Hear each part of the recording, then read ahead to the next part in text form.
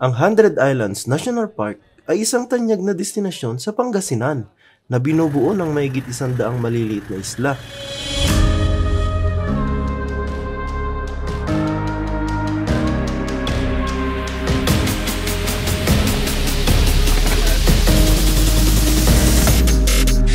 Kilala ito sa likas na kagandahan, malaparaisong tanawin at iba't ibang aktibidad gaya ng snorkeling, kayaking at island hopping. Bawat isla ay may kakaibang ganda tulad ng Governor's Island, Quezon Island at Children's Island na mainam para sa pamilya at mga mahilig sa kalikasan.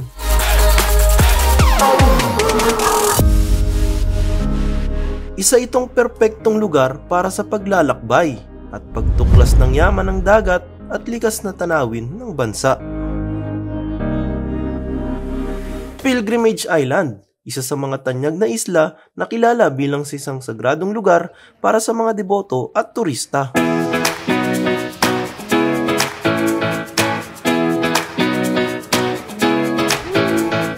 Dito, matatagpuan ang malaking rebulto ni Jesucristo. Talagang masasabi mong sulit ang pag-akyat dahil mamamangha ka sa ganda ng kapaligiran.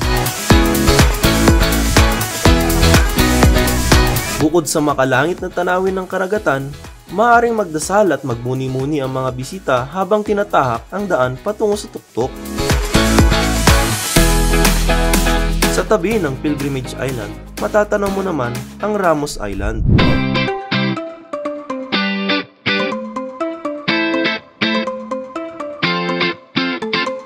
Kilala ito sa likas nitong kagandahan at tahimik na kapaligiran.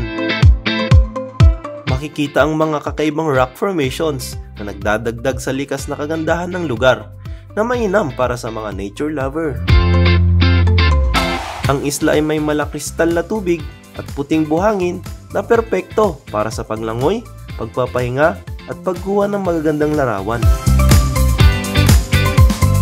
Ito at sa buong Hundred Islands, matatagpuan ang iba't ibang uri ng isda at yamang dagat na bahagi ng mayamang ecosystem ng lugar.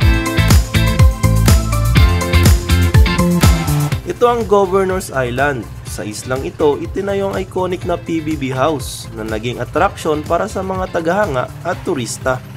Yan po yung Governor's Island, tapos yung may bahay din naman po dyan na Yellow Glue po. So bali dyan po nag-stay dati si Kim Chiu at si Gerald Anderson po, nung dun sa may The Big Four po. Then kung sakaling gusto nyo din naman po mag-try mag-zipline, pwede din naman po siya.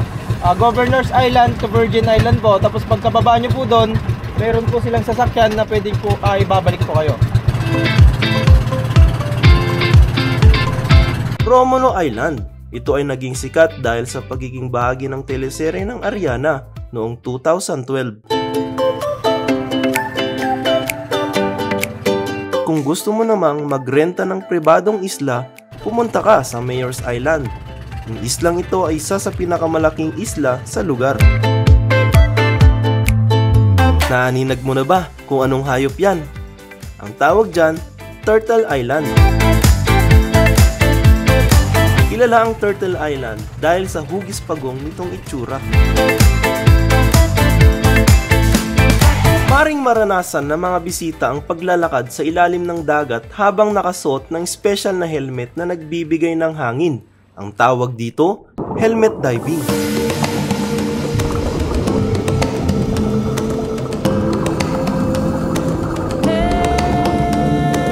Namumukan mo ba siya? Hindi yung naka-helmet ha? Yung isda na sikat sa palabas na Nemo. Ang tawag ay clownfish.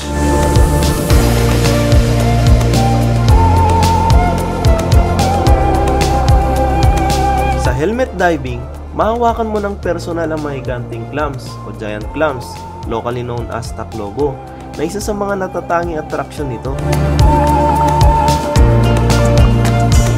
Giant clams ay maaaring umabot ng higit 1 metro. Ang laki ay tumitimbang ng daang-daang kilo.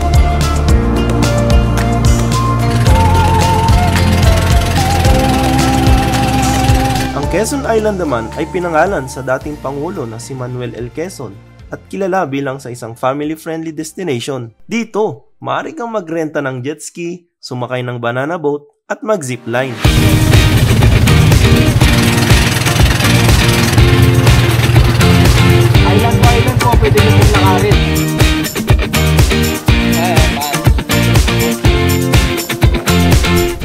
Children's Island ay isa sa family-friendly na isla na kilala para sa mababaw at ligtas na tubig nito. Perpekto para sa mga bata at baguhang swimmers.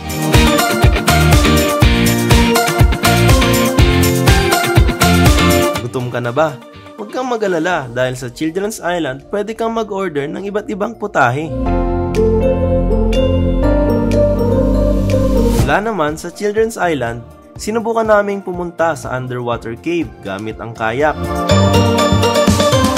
Para makarating sa kuweba, maaari kang dumaan sa napakalit na butas o di kaya sumuong sa malalakas na hampas ng alon paloob ng kuweba.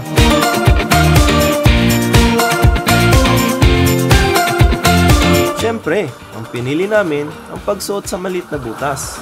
Mahirap man, sigurado namang mamamangha ka sa kagandahan kapag natanaw mo na ang kuweba. Grabe, ang ganda dito. Ayos! Hi! Nakatabi. Nakita niyo yun, guys? Doon sana kami papasok. Kaso lakas ng alon. Tapos may butas pa doon sa taas.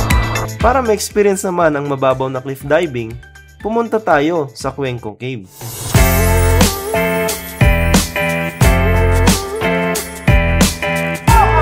Hagdan na lang. Baba ka muna. Ang kuweba ay natural na arko na bumubuo ng isang lagusan na nag-uugnay sa magkabilang bahagi ng isla.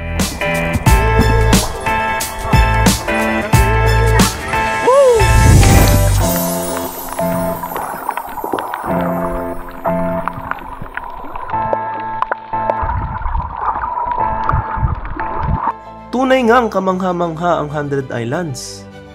Tayo man ay pinaghiwalay ng panahon, pinagbuklod-buklod naman tayo ng kalikasan.